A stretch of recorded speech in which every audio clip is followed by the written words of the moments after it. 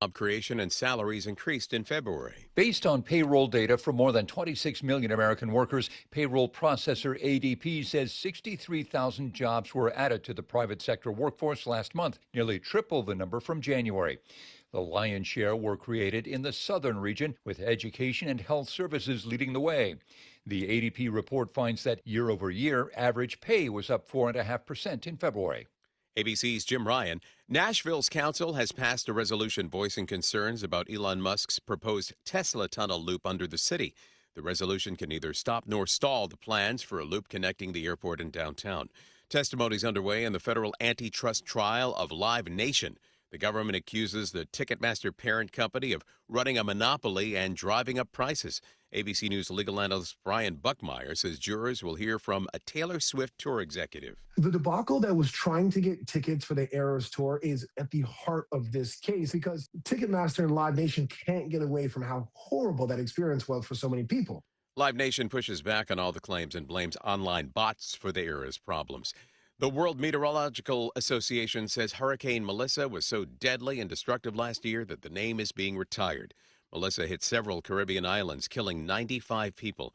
Last year was the first time no hurricanes made U.S. landfall since 2015. Dave Packer, ABC News. A small business affirmation from Progressive. Food truck owners, today business will be booming. People will love your new menu and not make special orders. You will not roll your eyes when someone calls it a quesadilla. You will also switch to Progressive to get 30 customizable coverage options and restore your inner peace. See if you can save in as little as 8 minutes at progressivecommercial.com. Progressive Casualty Insurance Company and Affiliates. Coverage is not available in all states or for all vehicles and coverage selections. News Talk 610 AM and 102.1 FM. KBNU. It's now 5:05 on this Wednesday afternoon. I'm Will Feelright with your KBNU local headlines during the KBNU's Fourth People Show. Well, a former chiropractor remains in the Cache County Jail as prosecutors reported Monday that even more charges may be filed against him. Evan J. Lefevre, who is 58, faces 34 charges of forcible sexual abuse, a second-degree felony, in 21 separate cases. Now, Lefevre appeared on Monday in Logan's First District Court for a pretrial conference.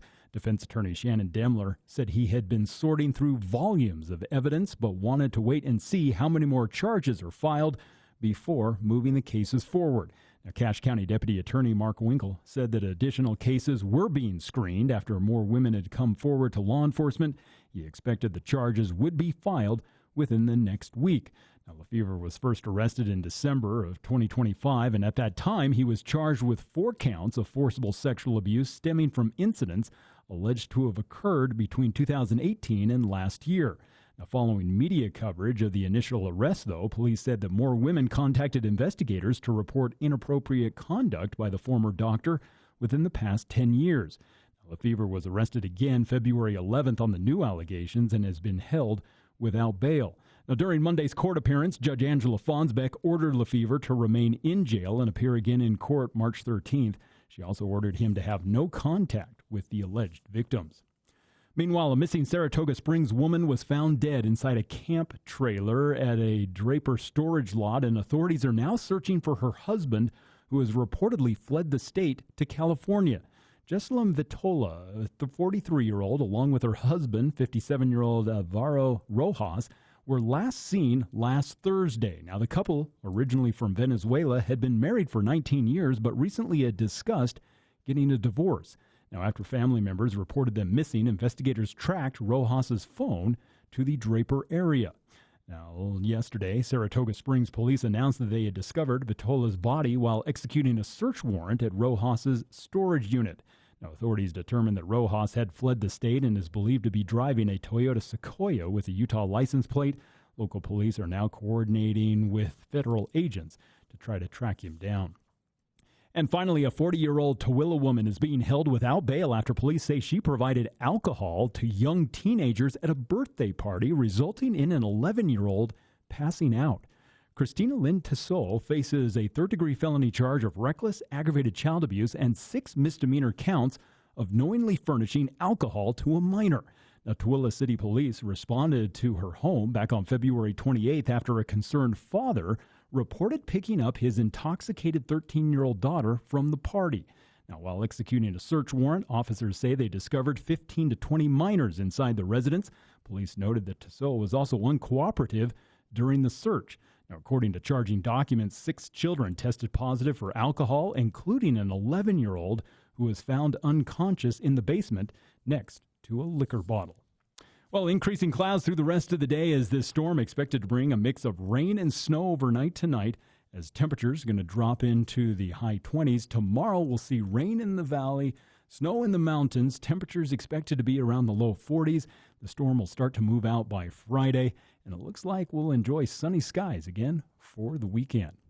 And weather brought to you by Logan Extermination. You know, as your lawn comes out of dormancy, your grass is definitely going to need some help after this dry winter, and that's why Logan Extermination can help you deal with pre-emergent and fertilizer application. They're taking signups now. Call them today at 752-8450. I'll have another check of local news coming up at the bottom of the hour. KVNU News Time is now 5:09. Did you lose your fruit tree harvest last year? Don't let pests and disease take over again. Now's the time to protect your trees with Logan Extermination's Dormant Tree Spray Services. This time-sensitive treatment stops insects, insect eggs, and diseases before they start, keeping your trees healthy all season long. Logan Extermination will treat all trees and offers season-long protection packages too. Don't wait. Schedule today. Call Logan Extermination at 752-8450. That's 752-8450. Logan Extermination, a division of Anderson Seed and Garden. When news breaks, we break in. News Talk KVNU, 610 AM and 102.1 FM. Hi everyone, it's Congressman Blake Moore here. Representing Utah's priorities in Congress and providing top-notch constituent service is at the heart of everything Team Moore does. We've had great success helping Utahns with expedited passports, visa processing, veterans benefits, immigration petitions, retirement issues, tax returns, and much more. If you need help navigating a federal agency, including the IRS, Social Security, the VA, Immigration Services, or Medicare, please give my office a call at 801-625-0107. That's 801-625-0107. We're also happy to help coordinate any U.S. Capitol tours, take your comments, and provide legislative updates at any time. I also want to invite you to sign up for my weekly e-newsletter. This is our most popular form of communication with constituents, and each week I share a personal takeaway, legislative updates, recent meetings, a member spotlight, upcoming events, and much more. Sign up today at blakemore.house.gov. It is an honor to serve you and your family in Congress. Thank you. Paid for by official funds authorized by the House of Representatives. Aggie basketball is heard here. You know, there's a pride in this. KVNU is your station for the best game day coverage, with pregame beginning 1 hour before tip-off, play-by-play and post-game interviews, and Aggie call afterwards. It's Aggie basketball on News Talk KVNU 610 AM, 102.1 FM, online at kvnutalk.com, and the KVNU mobile app, the heritage home for the Aggies.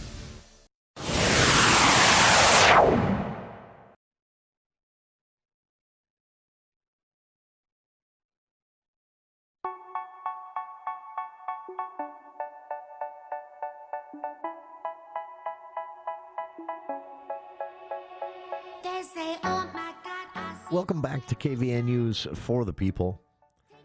Just got off the phone with one of our House representatives, and yeah, it's official. We're not going to be able to do this. I'm disappointed. It's not their fault. It's the House Speaker's fault. But don't email and yell at him, because they're sent there to do a job, and that job, surprisingly, is not to talk to me for 45 days. But I said that wrong. It makes it sound like that's their job, is to not talk to me. No, their job is to do the work of the state, do your business as taxpayers for 45 days in the general session, and it's really coming down to the wire. And there are some priority issues, including the budget, that are usually kind of more wrapped up by this point in the session with just 2.5 days left than they are right now. So there's panic. That's what I'm trying to say. They are panicking. And so, unfortunately, we'd planned to check in with our House representatives on the budget itself, some of the funding that might be coming to Cache County, some of the funding for arts programs that won't, how it might affect things, how they felt about some of these measures going in or being taken out of the budget. We'd planned to have that conversation yesterday, postponed to today. It looks like we're going to have to postpone until after the session. Again, not their fault. The schedule has been upended several times, and at 4 o'clock today, Speaker of the House announced they were entering another Votorama session, which means for 2 hours, ironically 4 to 6, while we're on air. I think Mike Schultz does that on purpose. They were going to be voting, just one after another on bills. And the expectation is that everybody will be there. So, unfortunately, we won't be able to check in with them during the session, but they've all promised to do a post-session debrief. So we'll get to that next week and check in with State Senator Chris Wilson as well. So, just unfortunate we couldn't make that happen because I've honestly never seen them be this close to the wire on the budget. And I was hoping we could get someone to confess why that is. But I have some theories, but we'll see. They're going to be working till about 10 o'clock tonight. So follow along, video and audio, at le.utah.gov. See the bills that are on the calendar to be debated. Weigh in on them. You can contact your lawmakers through the information there as well at le.utah.gov. On the Washington, D.C. Capitol Hill today, there was an interesting development. Not really surprising at all how the vote broke down. This was a vote on the War Powers Resolution. This was introduced by, I forget who, but I know it was a Democrat in the Senate. And the War Powers Resolution vote was basically about involving Congress in the war in Iran that the president has started over the weekend with those early strikes that were kind of more in defense of Israel at first, and then were about protecting U.S. bases that basically surround Iran, because they knew once Israel made the first strike that Iran was going to retaliate, and they were not going to keep their retaliation restricted to Israel.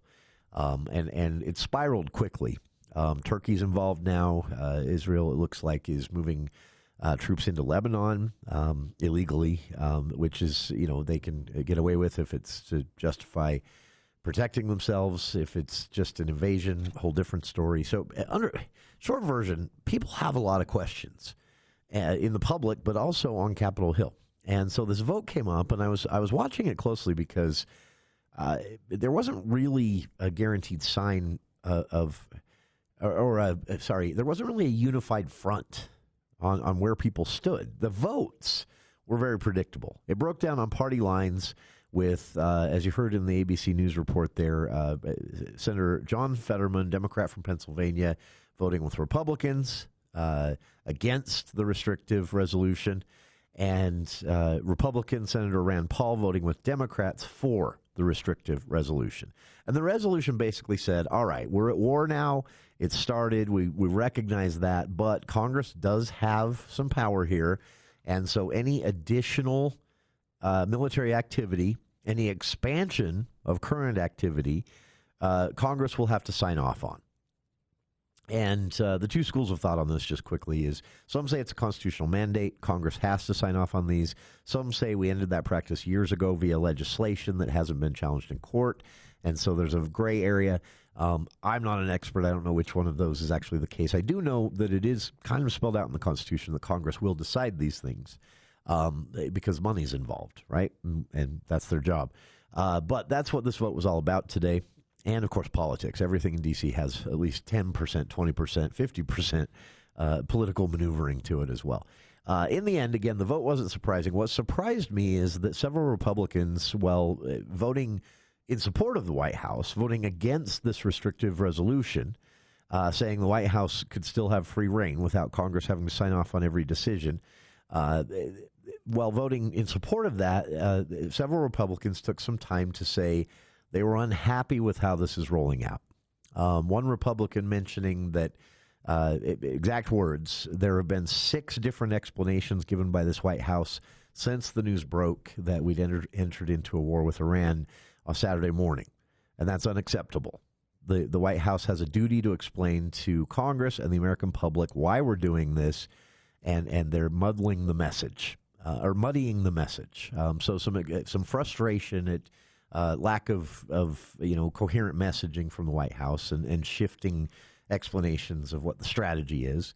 Another Republican said, I'm voting yes for now, but I expect more from this White House, more information from this White House.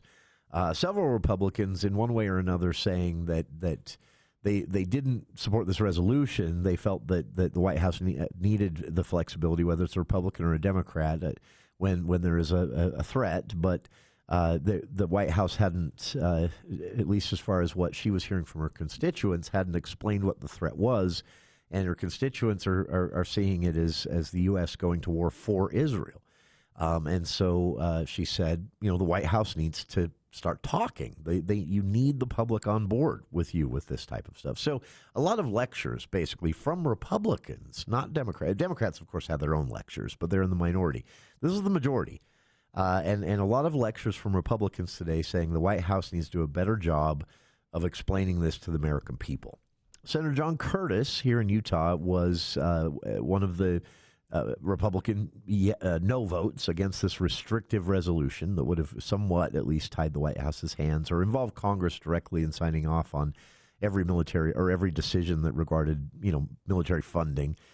Senator Curtis voted against the resolution, and he took some time to release a pretty lengthy video statement explaining his vote today.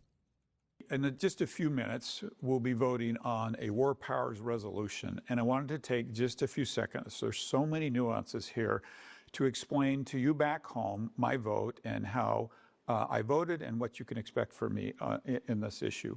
I want to start this conversation by saying the gravity of what's happening over in Iran is huge. The loss of some service members' lives, the loss of lives on all sides, the destruction, just the terrible things going on. I don't think any of us take lightly here in Washington, D.C. And there are, of course, many questions about the president's authority. And I want to take just a second to make sure everybody understands how this is playing out and how I view it myself. I was a very young man at the time of the Vietnam War. But in 1973, Congress was very frustrated with not just the current president, but several presidents before them. So they passed the War Powers Resolution to rein in the president.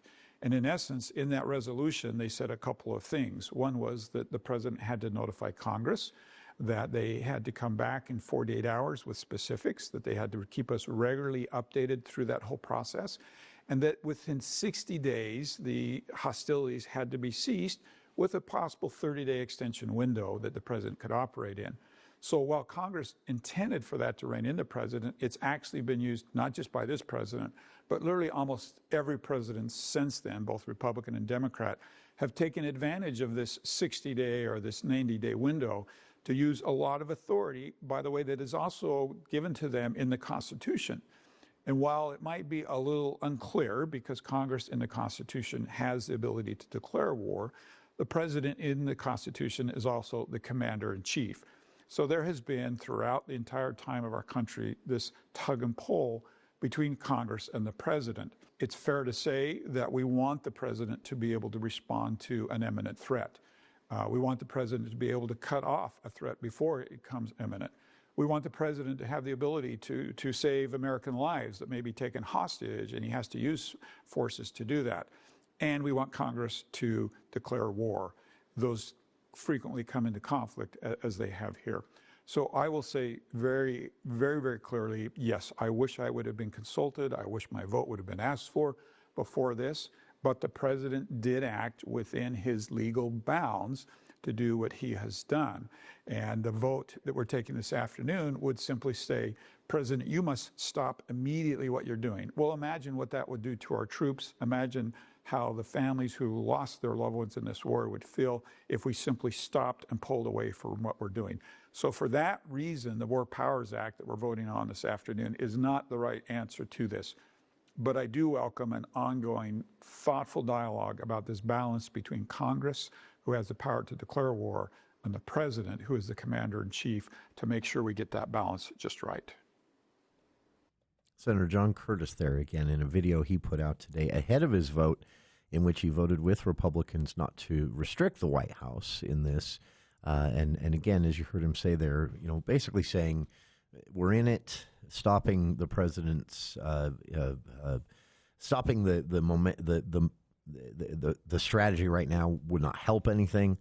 I wish that they'd come to us first and explain things to us first.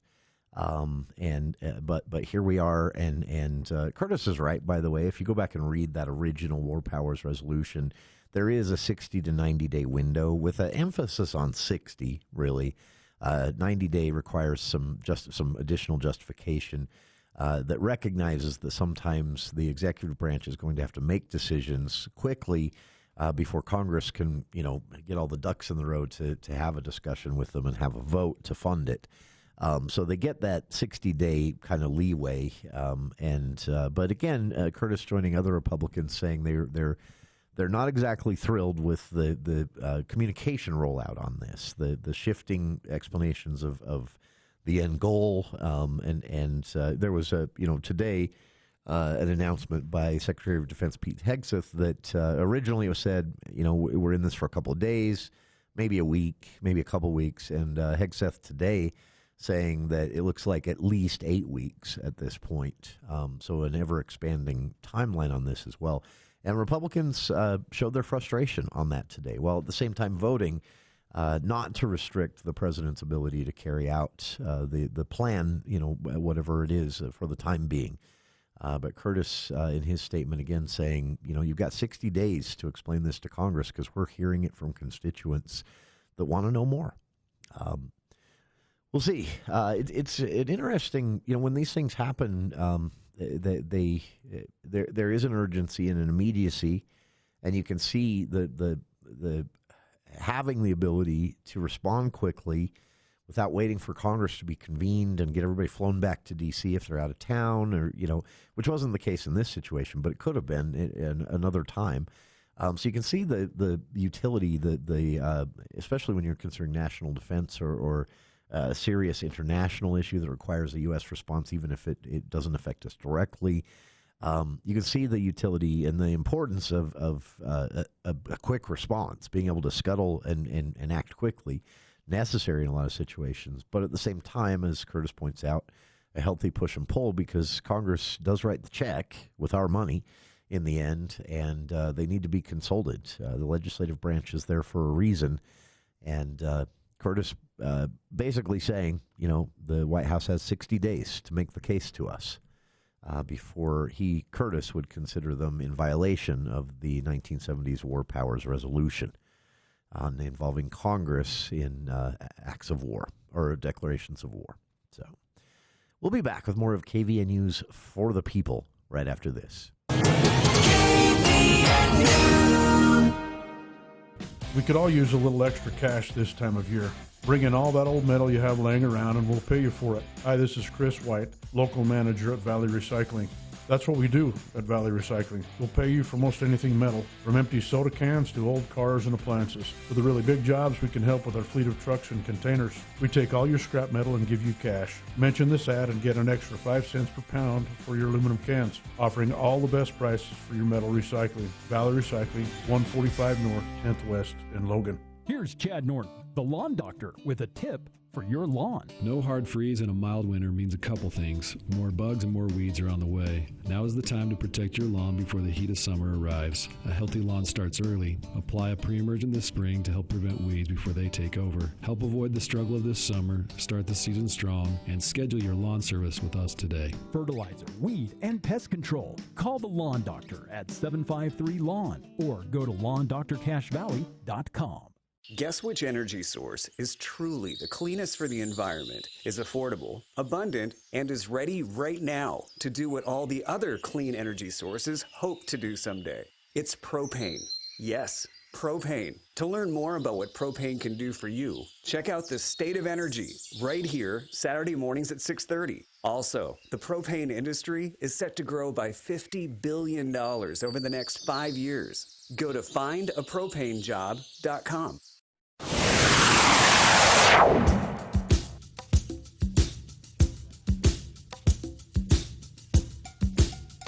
Welcome back to KVNU's For the People. Coming up, we're going to have a broader discussion about this after some comments made by Facebook founder and now Meta executive Mark Zuckerberg who was testifying in a lawsuit today, a lawsuit claiming that Meta, Instagram specifically, owned by Meta, is not doing enough to protect children online. This was a situation where the litigants say they have proof that Instagram was showing, one was allowing 9-year-olds to have accounts, even though their own policy states no one under the age of 13, and that those between 13 and 18 were being shown content that should have been restricted to 18 and older on a regular basis. So that's the specific lawsuit. But there was a part during his testimony in the cross-examination today in California where Zuckerberg is asked, what can we do to make the situation better? Who should be responsible for verifying or proving the age of a user? Or is it unreasonable to expect that to be done even? And what Zuckerberg had to say was pretty scary, actually, on what he says is the only way age verification online could really work. Before we get to that, though, a similar issue in the Utah legislative session that also kind of hit a stall this year was a bill to regulate AI, specifically where artificial intelligence has been used to, there's no less blunt way to say it, create child pornography. There was a bill this session that would have, among that and other things, regulated AI a bit more than lawmakers already have here in Utah. The White House came out swinging, said states shouldn't do this at all, that this is a national security issue, that we're competing with China on basically the White House claims at least something similar to the race to the moon when it comes to which country gets AI right first, and that states can't slow that process down even with good intentions. The governor fired back, said, we'll see you in court. The Senate president said that they can't stop states. That's what the 10th Amendment's all about. And then the bill just never moved again. It got stuck in a committee and hasn't been heard and likely won't be this session. And lawmakers were asked about that decision today.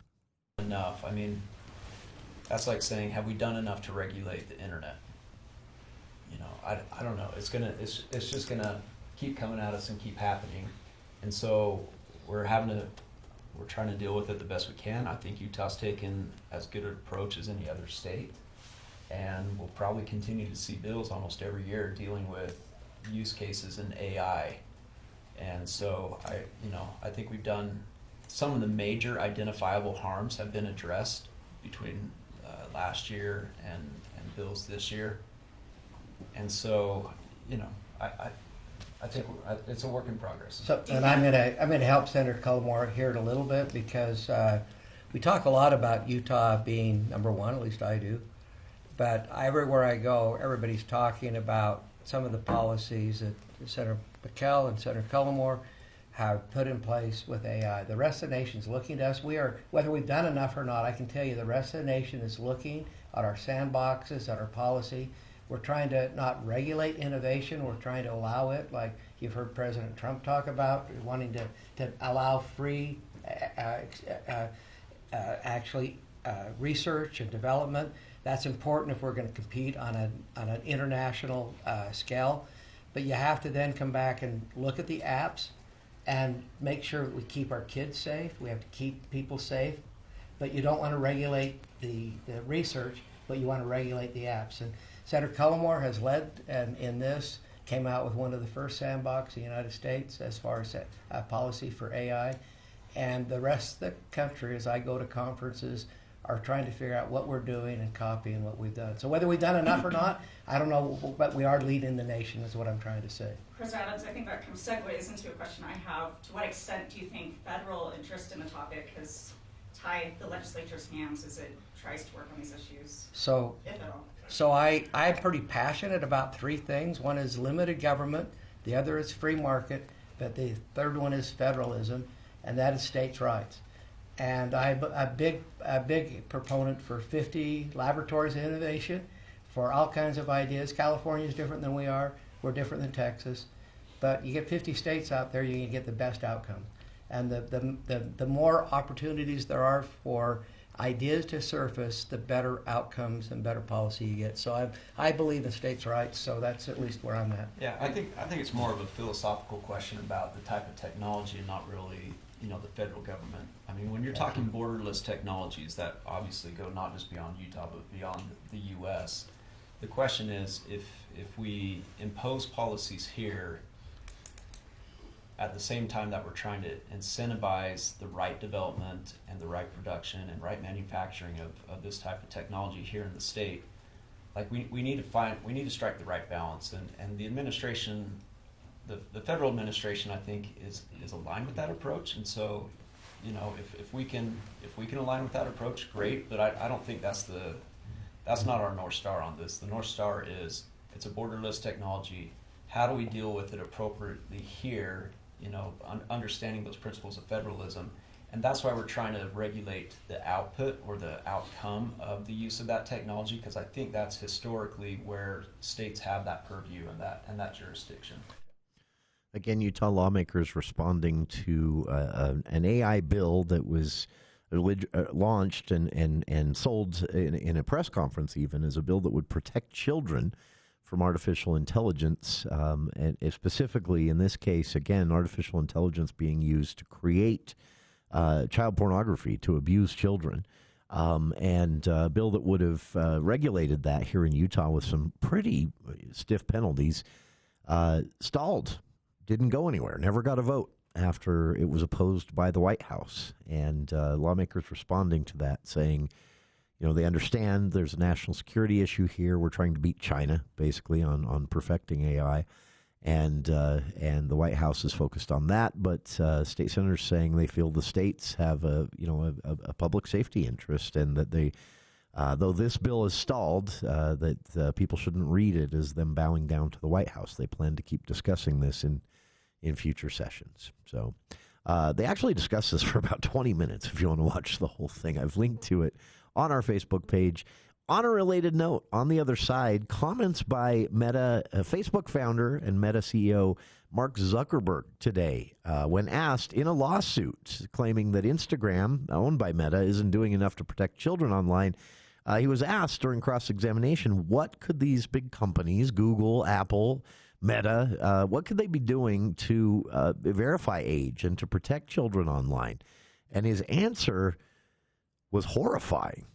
We'll talk about it and open the phone lines up right after this look at the news with KVNU's We'll Feel Right.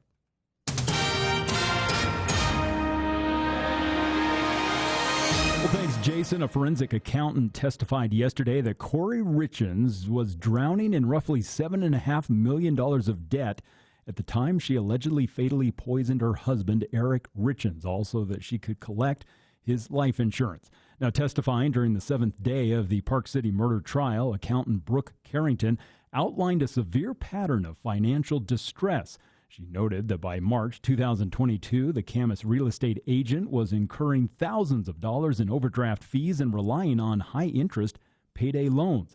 Now, despite holding a negative net worth of $1.6 million, she closed on a $2.9 million Midway mansion the day her husband died without the funds to renovate it.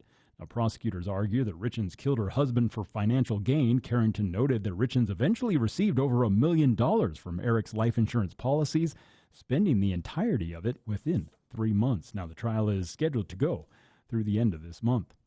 Meanwhile, a former Salt Lake City Fire Department captain and paramedic instructor has been convicted of sexually abusing multiple female students.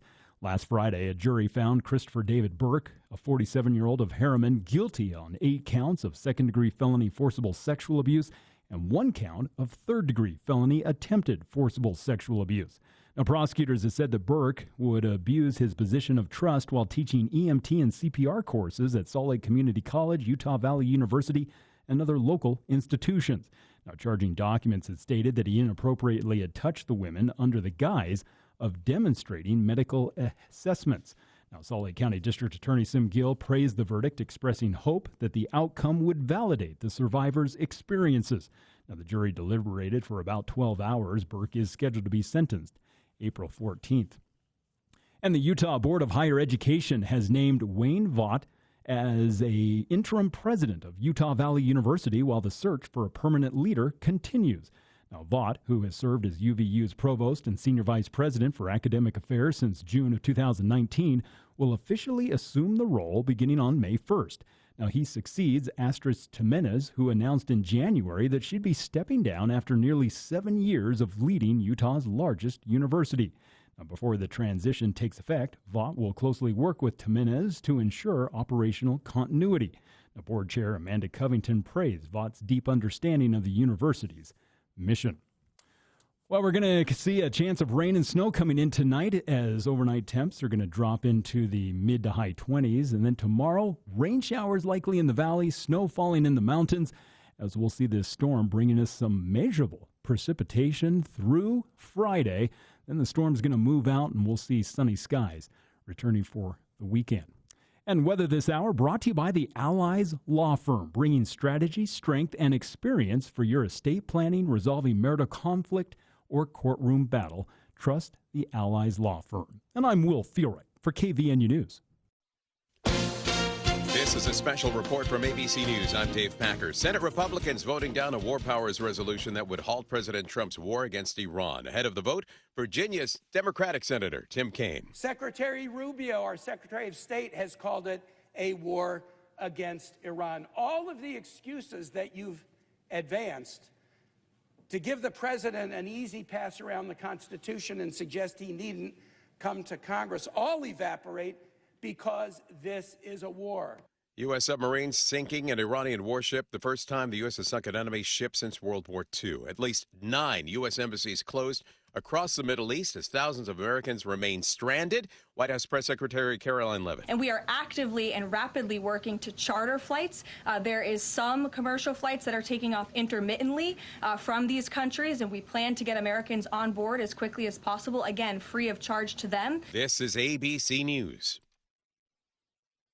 This is Matt Robbins with Quality First Insurance, and we are now Alera Group. This is great news for you. Now you have more choices and strength of a top national broker in your corner with our local personal service. Every situation is unique. Now we can tailor coverages from deductibles and limits to risk management, so it fits you even better. Let's compare options and tighten your program. Same friendly faces, same local office. Call 435-752-0101. Did you know you can cut your Rocky Mountain power bill by 40 to 50% without a single solar panel? With the new time of use rates, power is 4.5 times more expensive in the evening, but cheap during the day. At Greenbox Solar, we install smart home batteries that charge up when electricity is cheap, then power your home during peak hours. Solar is totally optional and can be added in the future, but savings are guaranteed. Drop by Greenbox Solar's showroom in South Logan to see the hardware for yourself. Visit our website at poweredbygreenbox.com.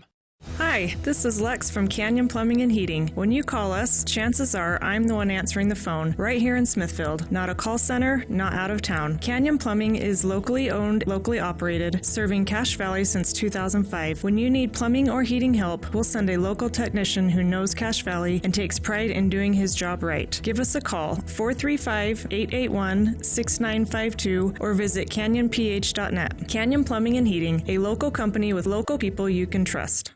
Cache Valley, meet Lily Jarvis Fuller. She's 23 years old from Midway, Utah, earning her master's degree at Utah State University and now representing Team USA at the Spearfishing World Championships in New Zealand. Lily trains year-round, building the strength and focus it takes to compete on the international spearfishing stage, and she needs your help. To help pay for travel expenses, visit freshwaterlily.com. That's freshwaterlily.com and donate today. Any and all donations are truly appreciated. Let's help send Lily to the world stage, representing Utah and Team USA. The Garden Guide with Mark Anderson from Anderson Seed and Garden. So I bought this house in January. I have the worst lawn in the neighborhood, and I feel terrible. There's a lot of weeds. I was just listening to you talk about right now is a great time to plant grass. Yes, my game plan would be spray for those weeds. We can kill 98% of your weeds with one application, and then seed right after that. The Garden Guide, Saturday mornings at 8 on News Talk KVNU.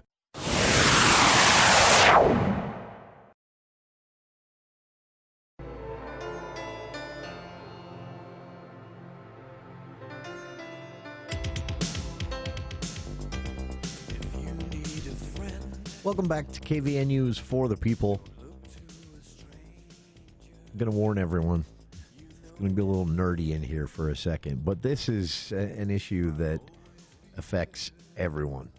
This is not just a nerd issue. This isn't something that only people who plan to work in software development or computer science in some way is an education or this is an issue that literally, depending on how things come down, is going to be one way or another is going to affect us. But everyone has a reason to care about the outcome here. It's similar to the debate we have here in Utah. Governor Cox, with good intentions, and I think the full support of Utahns, obviously, has mounted a campaign of sorts against social media companies, saying that they've gotten away with not holding themselves accountable, especially when it comes to protecting children. Whether you be talking about it from the aspect of addiction, these apps that are designed, social media apps especially, but most apps are designed in some way to stop you from wanting to close them. I use the casino example. If you've ever been in, whether you gamble or not, if you've even walked through a casino in Wendover or Las Vegas, you'll notice they're very loud, a lot of flashing lights, and a lot of busy activity.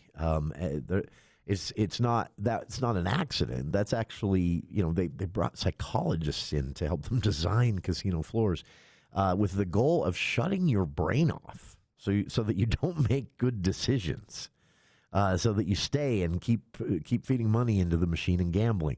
Well, that's how these social media apps are designed.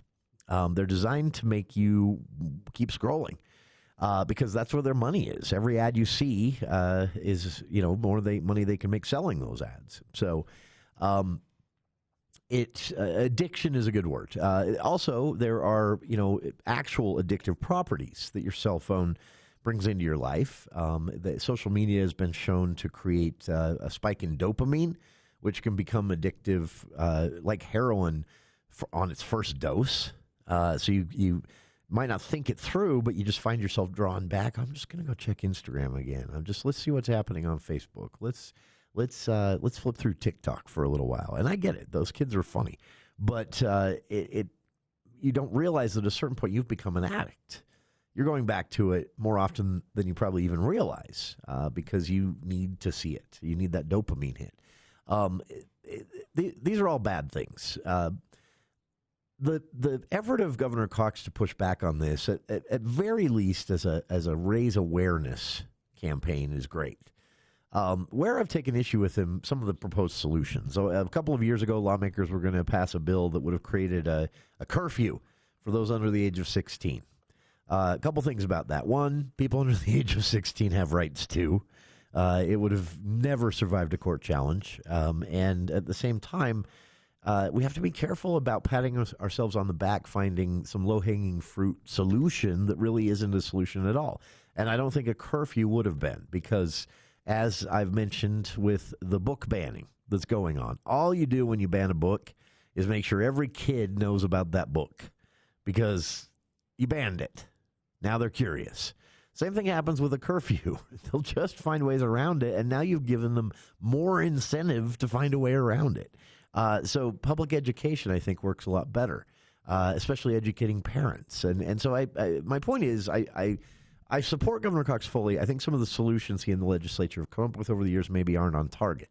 But the overall premise, yes.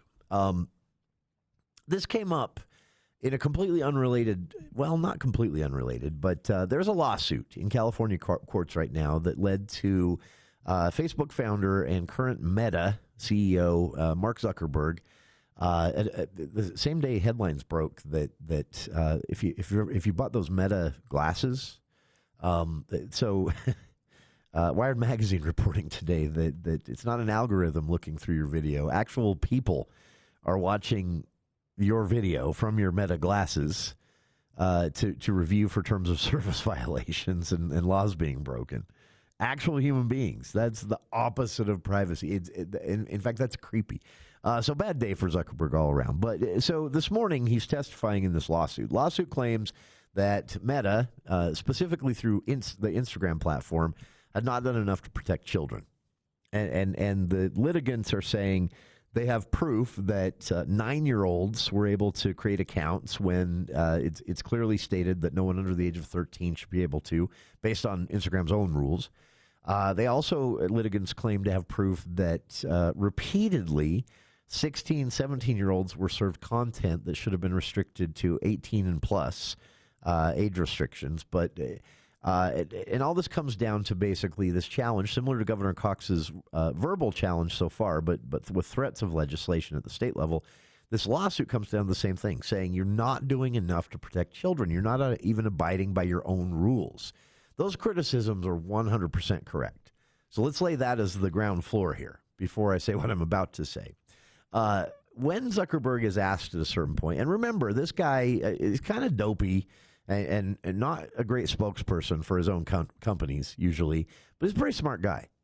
And his answer here is correct, but it's horrifying. So at a certain point, Zuckerberg is asked, what can be done?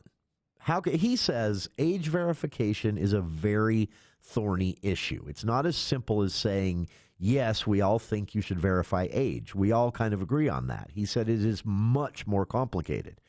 And he is asked in this, again, while he's basically testifying in a lawsuit, he's asked, what would a solution look like? And he says the only way it could realistically work is if the cell phone operating system designers, Google and Apple specifically, Google Android, Apple for the iPhone, iOS, if they started verifying age and identity through the phone itself, and then that would just be applied to any app you download. Now, he's right. This is the only way it could work, age verification, realistically.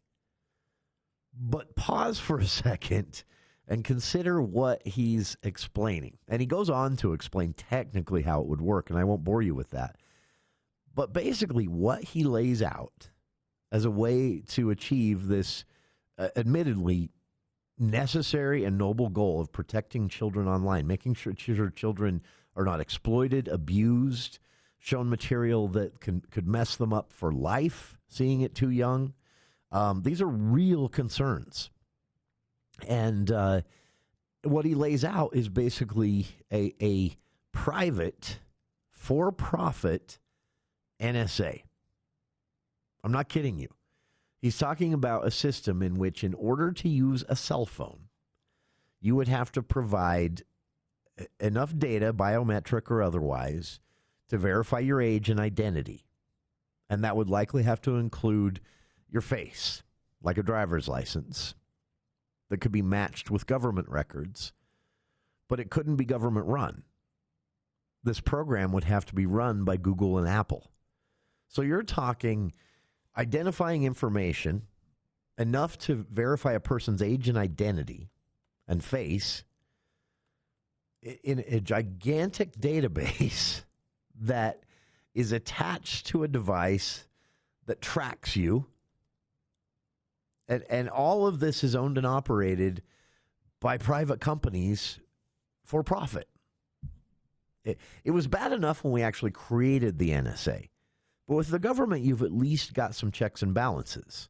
Congress can get really mad and cut funding. Public pushback can force elected officials to act.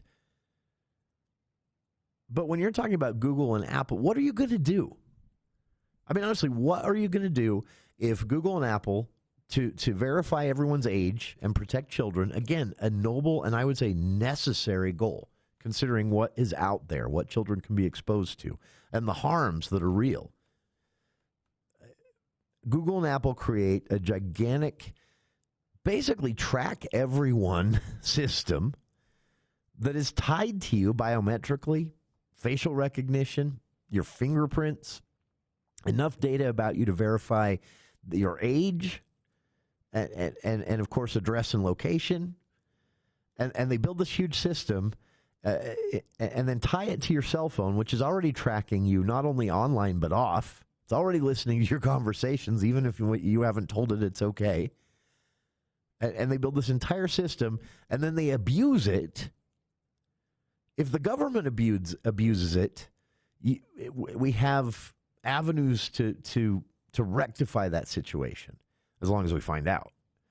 That's the risk with government, right? They don't tell you they did it, or you don't find out they did it. But if you find out they did it, we have recourse. If two private companies do it, if they collect all this information about you, create this gigantic NSA-like database, and attach it to basically a glorified tracking device in your pocket, and then they abuse it, and everyone cries foul, but they say, we're just going to ignore you. What do? I mean, honestly, your only option is to not have the device anymore, right? One, how many people are really going to do that? Two, how many people realistically can do that? I'm so tied to this thing right now, I don't think I could run my business without it anymore. I'm not proud of that fact. Sometimes I want to go back to the Post-it note and pen age. But honestly, it has upped my efficiency. I get a lot more done. I remember a lot more things. I'm late and miss and forget a lot more meetings, a lot fewer meetings. That's a big deal.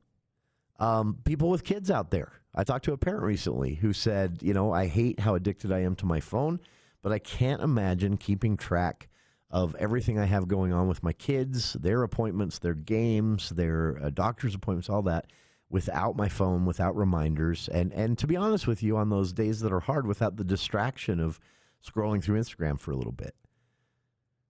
She said, I hate that I'm addicted to that, but I can't imagine life without it right now. I mean, the reality is we have acclimated that we are an always connected phone and portable device centered society now.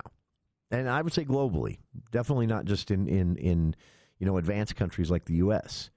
And Zuckerberg is basically saying the only way to keep children safe in this environment, and I think he's right, is if Google and Apple create a tracking system that also verifies age, face, fingerprints, identity in general. They keep it and maintain that database to verify people's age, and then they attach it to this convenient little tracking device that you put in your pocket and use every 10 minutes throughout every day. Well, they collect additional data about you and share. This is a horrifying scenario. This is basically the NSA and the worst abuses of the NSA post-Patriot Act years, but owned by private companies who really, the only thing that people could do to threaten them is threaten their profit. But people aren't going to give up their phones. I mean, maybe if it gets bad enough, if they abuse it bad enough.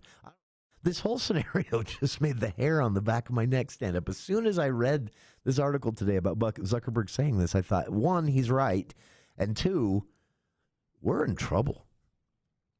Because the third option here, which I don't think anyone wants to see, is we just don't do anything about protecting children online. But age verification, including biometrics, fingerprints, facial scans, proof of citizenship, proof of age, and Google and Apple manage the whole thing, and everybody's in it. This is scary stuff. What do you think? 753-5868. We'll be back right after this. News Talk 610 AM, 102.1 FM, KVNU. Get your furnace fixed. Call Gary Riggs. Get your furnace fixed. Call Gary Riggs. If you're having heating trouble and you need your furnace fixed, just pick up the phone and call Gary Riggs. 435-512-6633. We'll come to you. Our service fee is low, just $25. We repair all brands and have certified installers. Get your furnace fixed. Call Gary Riggs. Get your furnace fixed. Call Gary Riggs. This is Jay with Daryl's Appliance. We're springing forward with a new weekly special. Today, save on Bosch dishwashers. Our best-selling Bosch dishwasher is only $721. Waiting for your tax refund? You can apply for financing for as low as $61 a month for 12 months. See store for details. Come see us today and experience the Daryl's difference. Daryl's Appliance. Family-owned, community-trusted, west on Airport Road. Open until 6 on weekdays, 5 on Saturday. I was told that I wasn't to say anything unless I was asked about it secretly. That I should keep anything I'm feeling inside buried extra deep. Hey, this is Grace Gosted. I'm a singer-songwriter, and like many, I've been traumatized by years of bullying. You're ugly, you're stupid, you're gay, you're worthless. I've felt fear, humiliation, and shame. Bullying causes real harm and can result in severe long-term depression, anxiety, addiction, and even self-harm. I created the Black Box Project for anyone who has ever felt different for any reason. So what are you hiding? What are you feeling? Go to theblackboxproject.org to hear from me, a mental health expert, and find resources to help you take the first step on the road to healing. Again, go to theblackboxproject.org. You are not alone.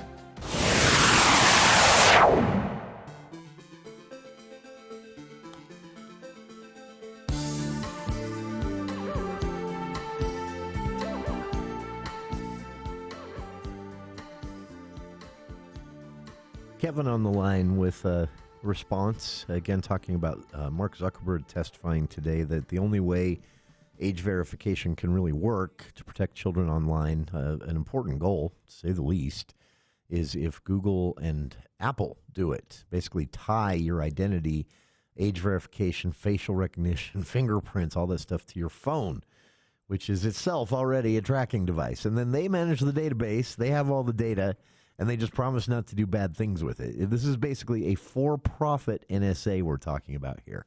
Horrifying. Kevin says, what about, or what can we do to protect ourselves if things go in this direction other than not buy the phones? Well, I mean, that's the question. What really could you do? Either go, not have a phone, not be connected in that way, which is harder and harder to do these days, or just go along with having no more privacy ever. And Google and Apple basically know everything about you, where you are at all times. I mean, they already do, but this puts it on steroids. It's scary. I don't know how we solve this one, to be honest with you. Thanks for asking, though, Kevin.